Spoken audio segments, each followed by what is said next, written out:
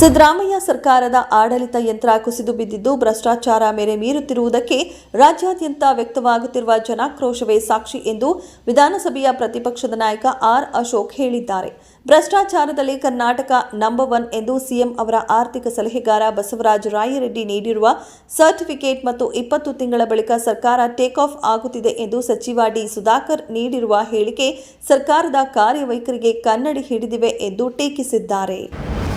ಲೋಕೋಪಯೋಗಿ 4 ನೀರಾವರಿ ನಿಗಮಗಳು ಹಾಗೂ ಸಣ್ಣ ನೀರಾವರಿ ಇಲಾಖೆಯಲ್ಲಿ ವಿಶೇಷ ಗುತ್ತಿಗೆ ವ್ಯವಸ್ಥೆಯಡಿ ಬಲಾಢ್ಯರಿಗೆ ಮಾತ್ರ ಹಣ ಬಿಡುಗಡೆ ಮಾಡುತ್ತಿರುವ ಅಧಿಕಾರಿಗಳ ಕ್ರಮಕ್ಕೆ ರಾಜ್ಯ ಗುತ್ತಿಗೆದಾರರ ಸಂಘ ಆಕ್ರೋಶ ವ್ಯಕ್ತಪಡಿಸಿದೆ.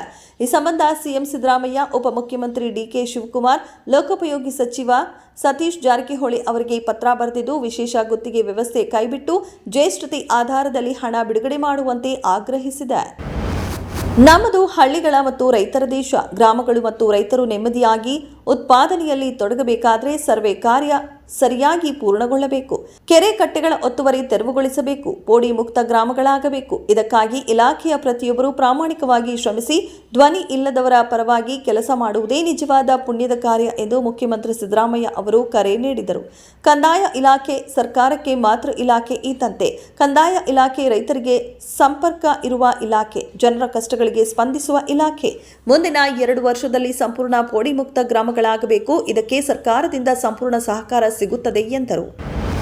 ಕಳೆದ ವರ್ಷ ಜುಲೈನಲ್ಲಿ ವಯನಾಡಿನಲ್ಲಿ ಸಂಭವಿಸಿದ ಭೂಕುಸಿತದಿಂದ ಹಾನಿಗೊಳಗಾದ ಜನರ ಸಾಲವನ್ನ ಮನ್ನಾ ಮಾಡದೆ ಕೇಂದ್ರ ಸರ್ಕಾರ ದ್ರೋಹ ಬಗೆಯುತ್ತಿದೆ ಎಂದು ಕಾಂಗ್ರೆಸ್ ಪ್ರಧಾನ ಕಾರ್ಯದರ್ಶಿ ಸಂಸದೆ ಪ್ರಿಯಾಂಕಾ ಗಾಂಧಿ ವಾದ್ರಾ ಆಕ್ರೋಶ ಹೊರಹಾಕಿದರು.